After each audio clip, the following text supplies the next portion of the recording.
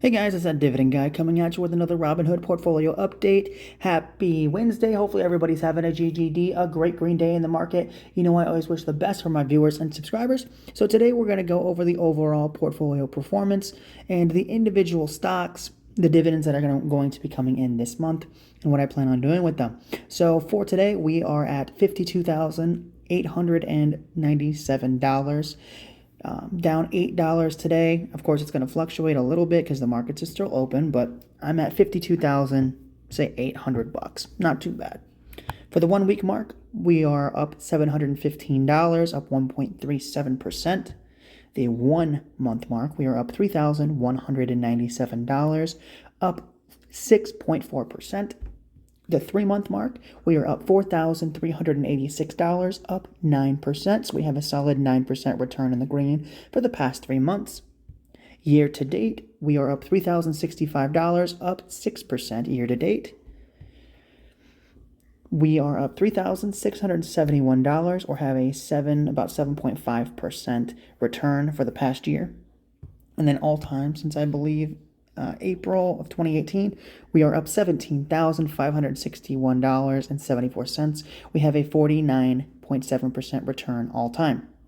So I'm really happy with that. Then we have a buying power of $86.89. So I did buy a few shares of Realty Income at the beginning of the month, and that is left over from those purchases. Next, we have the individual holdings, starting off with Realty Income, the monthly dividend payer. We have 170 shares, $8,880 worth of market value. Average cost is $65. About 17% of the portfolio is in Realty Income. Today, we're down $107. Total, we're down around $2,200, down about 20% here on Realty Income. Then we have a dividend coming in on the 15th of $42.58, and that will be sitting in the brokerage account, and I'll wait until T. Rowe Price pays me near the end of the month, and then from there we will figure out what the best deal is within the portfolio or outside of it. Say I wanted to buy Google.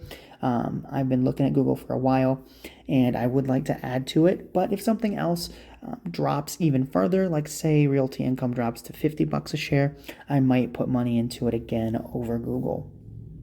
All right, next we've got Coca-Cola. They are up 0.615%, or 61 cents today, up 1.2% today. Then we've got 15 shares, $900 worth of market value. Average cost is right around $61 per share, so I wouldn't be buying it here. But 1.74% of the portfolio is in Coca-Cola. Today we're up $9. Total, we're up $8, up about 1% here on Coca-Cola. Honestly, the cost is close enough that I probably would be comfortable buying shares here, but I do want to see a massive dip in Coca-Cola before I really pour money into it. This is going to be one of the core positions in the portfolio. It's one of my favorite brands. I drink it daily.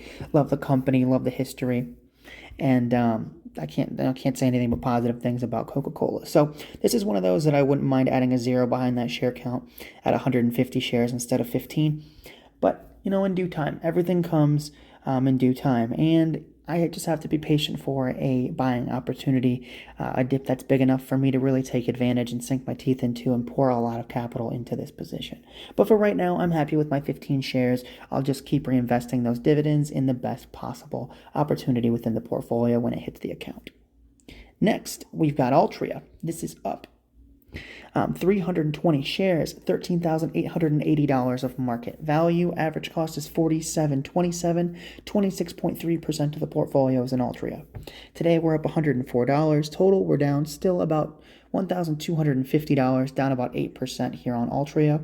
I'm fine with that. The only reason that I'm not cost down averaging is because I feel like Realty Income at that point in time when I got the dividends was a better opportunity, and this is a company that I don't plan on buying a whole lot more of. It makes me a decent amount. I can buy either a share of Apple, a share of Visa, or a share of Google every single month. The only thing that I can't buy right now is Berkshire and Facebook because they're both right around $400 per share. And Altria pays me about $300 a month. So eventually I might put in more capital when it drops. I mean, right now it's a decent value, but I wanted it around $40 a share, so I could cost down average and boost up my monthly income. But one of the things, the goals that I have for right now is that I want my dividend income to be a little bit more comparable month over month. And right now, 14710 is outpacing everything simply because Altria has grown so much that when it comes to dividend growth over the past few years, it's really outpaced everything else. So the goal will be to add either more Apple, more Visa, or more T. Rowe Price specifically because I want those months to boost back up and get closer to a steady income stream is the goal. Next, we've got Apple. Now, this is one of my personal favorites. It's down today. Not down quite far enough, but we've got one share, $171 of market value. Average cost is $132.66. 0.33% of the portfolio is in Apple. Today, we're down $1.52. Total, we're still up nearly 30, right around 39 bucks.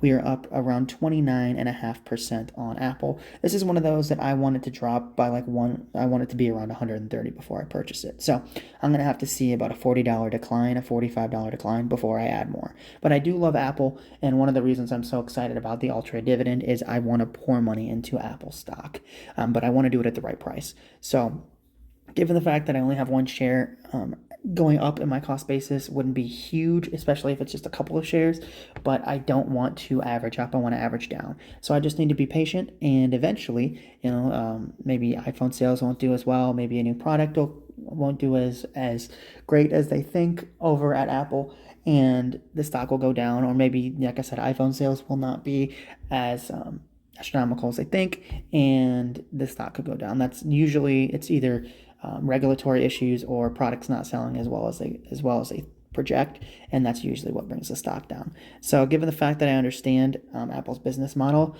and how they operate, and I use their products, and I understand the ecosystem really well, I want to own more of Apple. I just want to own it at a better price than it is right now. So I'm not opposed to holding on to dividends and waiting for a massive pullback in the stock, kind of like what I said with Coca-Cola. It's quality, but quality rarely goes on sale. So sometimes you just need to be patient and really capitalize on those businesses that you think are, top quality. And this is one of those that I just have to sit and wait. But I do want Apple to be one of the biggest positions in the portfolio. So eventually it will get there. It'll just take some time. Next, we've got AbbVie. 95 shares, $17,000 worth of market value. Average cost is around 95 bucks per share. About 33% of the portfolio is in AbbVie. Today we're down 92 bucks. Total, we're still up over $8,000. We have an 89% rate of return right now on AbbVie stock. So this is one of those, just like I said with, say, like Realty Income. If it goes down, I'm going to buy it, but I'm happy with the position. This is more of a Altria play, as in it's gone up a bunch, and I'm happy with the position as is. So unlike Altria, though, I would want to add more to this position if the opportunity presented itself. The only reason that the income is not going up substantially for the second set of months is Apple does not pay that big of a dividend, but I see it as more of a growth company than a dividend paying company. So I'm okay to sacrifice a little bit of dividend growth for as high of a quality company as Apple is. Now, AbbVie, on the other hand, is a huge dividend paying company. It has high growth, but it does have a little bit more of a challenge when it comes to regulatory issues. Of course, they have to go through and get their drugs patented, and they lose patents on drugs as well. So I believe there's a little bit more of a fluctuation opportunity when it comes to AbbVie. So I'm happy to sit here on my 89% return. I'm up $8,000. Just collect those dividends and reposition those cash flows into something else, as in a Visa or a T. Rowe Price. Next, we've got T. Rowe, which is up today. We've got 100 shares right on the dot, $11,820 worth of market value. Average cost is right around $110. 22% of the portfolio is in T. Rowe Price. Today, we're up 40 bucks. Total, we are up $851. We have a 7.5% return on T. Rowe Price. Now, this is one of those that I think could be an AbbVie. I think if I sit patiently and I just reinvest those dividends into the next coming month, and buy when it makes sense below my average cost, I could have a wonderful rate of return. 7% is usually what the market average is, 7 to 10%. So right now I'm sitting on a 7% return, and I think given a year or two, it could be back up to the 200s. And if I'm wrong and it drops back down below 100 bucks a share, I'm going to buy more.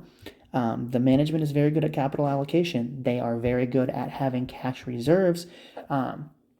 and they have a steady growing dividend. Now, the past couple of years have not been as big of increases as shareholders are used to when it comes to T. Rowe Price, but given the COVID epidemic, the health crisis, the economy shutting down, everything kind of getting back to normal, there's been a lot of major headwind and fluctuation when it comes to asset managers across the world. It's not just T. Rowe Price that has seen that fluctuation. Even the indexes have, of course, bounced back, but during those, people were really worried about it. So during those during that economic issue and those shutdowns and the effects that it had on the overall economy, T. Rowe Price had seen a loss in overall assets under management because people were pulling their money out. Now, of course, this year, the headwind is interest rates, and that also affected not only T. Rowe Price, but all of the REITs in the sector and the market as well. So there's been a lot of things that have made it a little bit more difficult for T. Rowe Price to grow assets under management, just because at a 4% rate of return, T. Rowe Price has to guarantee they can give people above 4 to 5%. So, of course, they're going to see some fluctuation when there's a pandemic. Interest rates are changing, maybe investor sentiment has changed a bit, but I believe in the company long term. The management is super capable, and I'm comfortable sleeping, easy at night knowing that my money's in T. Rowe Price. And just like I said with Altria buys Apple if it makes sense. Okay, AbbVie buys T. Rowe Price if it makes sense. And the thing is, if, say, maybe Apple is still up, well, then, the dividends could go to something like Google or Facebook. That's really the long-term, or Visa is the long-term goal here, is if the stocks that are currently inside the portfolio are not a deal, or I'm overexposed to a certain position, as you guys would probably say with T. Rowe or Altria, then I'll buy something else like Visa. So long term, guys, I could see this. Year to date, it's up. But if you look at the, after the COVID and stuff, so this is, 2020, everything dropped, right? But long term, it was, worth over $200 a share. My average cost is $110. So I could get essentially a 50% return. I could double my money in T. Rowe Price, and I could get I get the dividend on top of it. So I get an increased rate of return simply for being patient. So that's the long-term thesis on theory on T. Rowe Price. So next we have got Visa. Now, this is the biggest payment processor in the world. They have huge market share. They have wonderful margins. They have low overhead, low cost to run their business. And the margins are really what sticks out to me at Visa. They have massive margins at this company, as does their biggest competitor, MasterCard. Both of them are wonderful companies, but I just like the dividend growth a bit better at Visa, and I use them every day. So it's literally in my pocket every minute of every day. I always have my wallet on me, always have a Visa card in there. So anytime I swipe, I technically pay myself. So that's kind of the same idea behind Coca-Cola. I buy their products every day. Same with Apple. I have a MacBook.